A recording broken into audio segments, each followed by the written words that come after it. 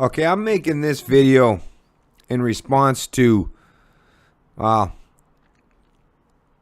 couple trolls, for one, that thought they were going to come onto the Canadian Libertarian Facebook page and try to propagate their bullshit messaging and propaganda. Yeah, as you quickly found out, that shit don't fly with me, boys. And I'm going to call you boys, because there's no way you could be real fucking men to promote this bullshit crap or this concept of libertarianism, socialism. Calling yourself a socialist and a libertarian all in the same sentence. For one, they're a contradiction in terms. And to help you understand that, one of you gentlemen in particular really need to learn this shit, because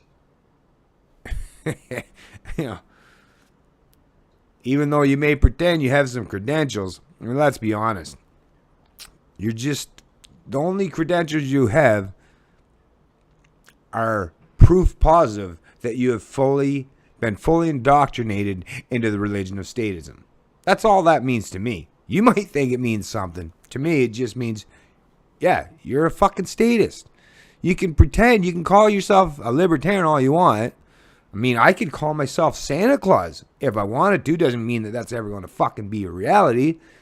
It would actually, for anyone with any common sense or logic or reason roaming around in their head, they would say, yeah, Bennett, you're an idiot for trying to call yourself Santa Claus. Well, I'm going to reciprocate that same thing to you, which is you're a fucking idiot for thinking that a libertarian can be a socialist. Let me explain that to you. In the real world that I function in, and I'm sure you actually do, so that's actually the part that kind of fucking kills me, is because you use your rhetoric, but it never matches up with the reality. In reality, as we all know, socialism is based on collectivism, right? And no matter which way you define it, there's probably about 7 or 8 different dictionaries online that can help you, although a couple of them are based off actual tangible book paper, actual real paper books that have been around for, maybe a couple hundred years. These dictionaries, like the Oxford, like Webster's Merriam, and others. But let me help you here with just one example, come from the Merriam-Webster definition of socialism, which has been around for a long time. You don't get to just choose to pick whatever you want to decide something means, a word means. You actually have to follow through what that meaning represents. Just like I'll follow through with every meaning. If you want to bring up capitalism, if you want to go look up the defined meaning of every other word, I will accept the defined meaning of that word properly. I won't try to skirt around it like you. I won't try to pretend or close my eyes or plug my ears and pretend that's not reality. I will always function in the world of reality. Socialism, a way of organizing a society in which major industries are owned and controlled by the government rather than by individual people and companies. That's called the simple definition of socialism. The full definition of socialism: 1, any of various economic and political theories advocating collective or governmental ownership and administration of the means of production and distribution of goods. 2, a system of society or group living in which there is no private property. A system or condition of society in which the means of production are owned and controlled by the state.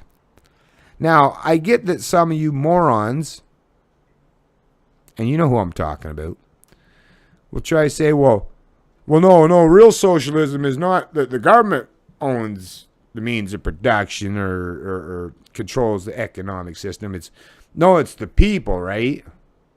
But when you say the people, you skip by individuals and say society. That's the key word right there.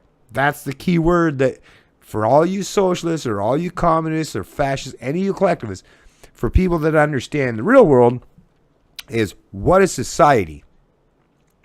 If you look up the meaning of that, right, and I'll leave you to do that, but those are all the people, whether it's in a family, a community, or a society, that is comprised of individual human beings.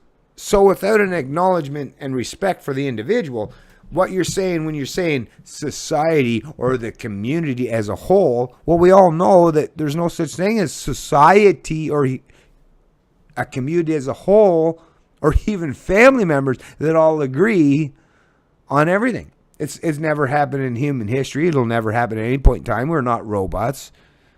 We're,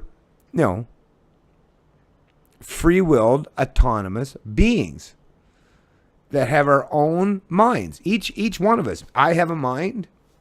My wife has a mind. My children have a mind. My friends, my neighbors, we all have individual minds. We are not a collective. We are not the Borg. Okay?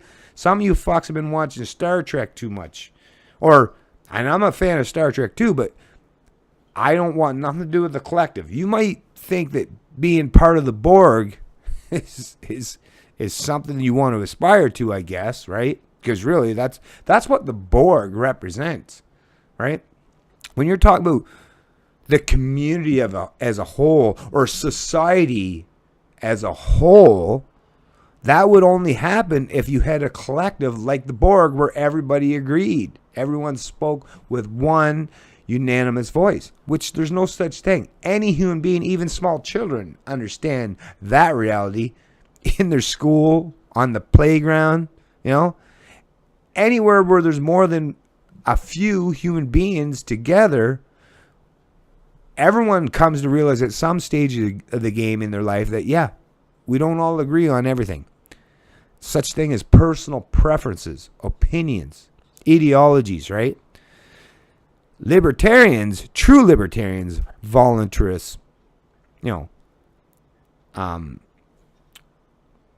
true anarchists realize that we are all individual human beings. And if you see the stark contrast between what capitalism means, go look up the definition of that too.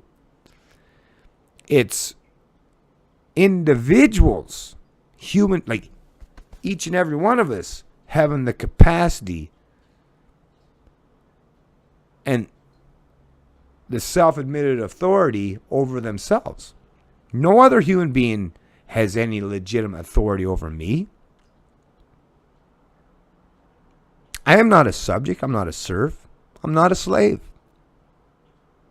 Now, of course, I have to function inside this world that we live in, or this particular geographical landmass, or even in a family or a community setting where we all have to abide by certain natural rules or laws. But that always comes as a result of just people being forced to live in the same particular area, geographical landmass, or when you're talking economics, when we have to deal with each other economically. Properly. That means proper economics means it's a win-win situation on both ends of it. Capitalism and voluntary economic transactions or interactions, for them to actually properly function in a free atmosphere, means both parties, or every part involved, has to go into a contract, negotiations, trades, or any financial or economic transactions voluntarily. Each individual human being has to hold themselves and others to account when there's any kind of interactions, right? That's just basic. That's just humanity 101. Starts out real early where we should understand these things. It shouldn't take long. 4 or 5 years old, you already should start to understand these basic philosophical principles and concepts. So, I mean, as much as you might try to pretend or propagate your message about being a libertarian and a socialist, well, I hate to burst your bubble. Those are contradictions in term.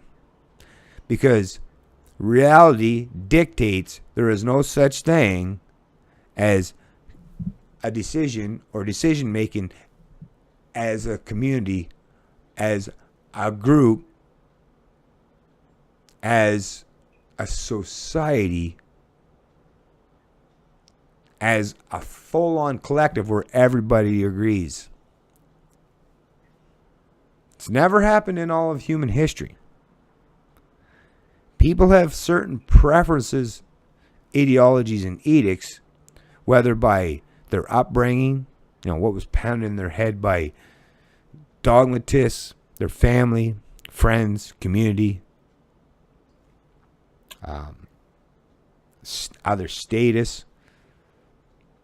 The only truly objective people that I hear from ever when you're talking about social, economical, or liberty-oriented conversations are people like myself, people that truly adhere to the philosophical principles espoused in what liberty truly means. The non-aggression principle and private property. Two very basic but fundamental concepts that we all can accept and adhere to universally without causing any pain or hardships or contradictions in our mind.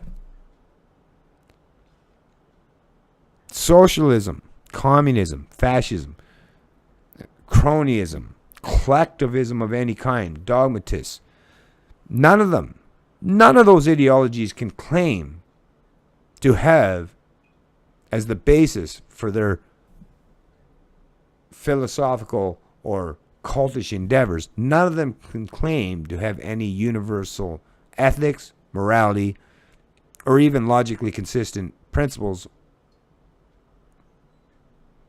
in any shape or form.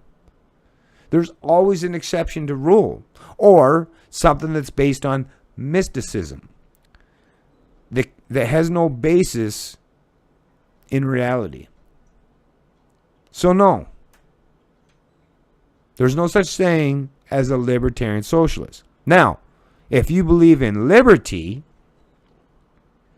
or live and let live, and you're willing to abide by universal morals, principles, and ethics, then if you want to call yourself a unicorn, Santa Claus, the Easter Bunny, a libertarian socialist, you can call yourself whatever you want. It means nothing to people like myself. The fact that you use libertarian means you must recognize that's pretty a popular position. Right? Nowadays, I guess it's cool now to use libertarian, to use the term libertarian. So yeah,